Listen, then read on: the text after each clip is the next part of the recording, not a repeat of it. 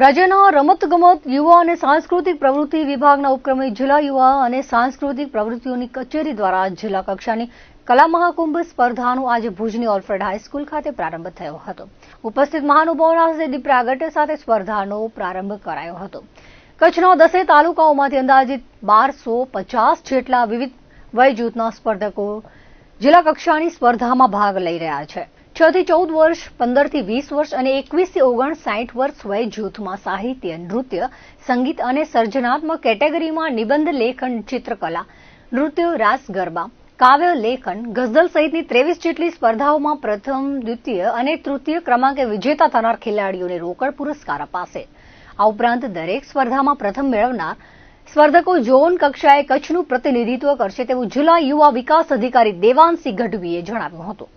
કલા મહાકુંભના માધ્યમથી લોકોની પ્રતિભાને મોટું પ્લેટફોર્મ મળ્યું છે તેવી લાગણી વ્યક્ત કરી હતી.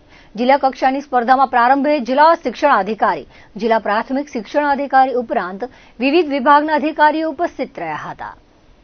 આજરોજ ઓલ્ફ્રેડ હાઈસ્કૂલ ભુજ ખાતે આપણે જિલ્લા કક્ષા કલા મહાકુંભ સ્પર્ધાનું આયોજન કરેલું છે અને તેમાં અંદાજિત વિવિધ કેટેગરી વાઇઝ 1250 જેટલા વિદ્યાર્થીઓ, એમાં 6 થી 14 વર્ષ, 15 થી 20 વર્ષ અને 21 થી 59 એમ કુલ 3 વય જૂથના વિવિધ સ્પર્ધાઓ, જેમાં સાહિત્ય વિભાગ, નૃત્ય વિભાગ, સંગીત વિભાગ જેવા અલગ અલગ વિભાગ તથા સર્જનાત્મક વિભાગ એમ કુલ વિવિધ વિષયોને આવરી લેતા કોમ્પિટિશનો આપણે આજે યોજેલા છે.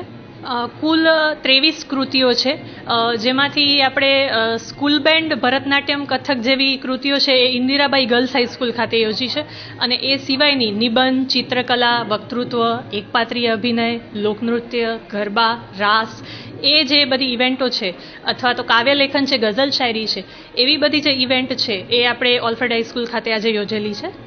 જી, આમાં દરેક કેટેગરીમાં પ્રથમ, દ્વિતીય અને તૃતીય ક્રમ આપણે આપતા હોઈએ છીએ સ્પર્ધામાં અને જે લોકો આગળ આવે છે તેઓ ઝોન કક્ષાએ પ્રતિનિધિત્વ કરશે અને વિજેતાઓને સરકારશ્રી દ્વારા રોકડ પુરસ્કાર પણ આપવામાં આવે છે, તો એ પણ એમના બેંકમાં આપણે જમા કરાવી દેતા હોઈએ છીએ. એટલે કુલ જેટલા પણ સ્પર્ધકો ભાગ લેશે તેમાંથી પ્રથમ નંબર આવેલા લોકો ઝોન કક્ષાએ પ્રતિનિધિત્વ કરશે કચ્છ જિલ્લાનું.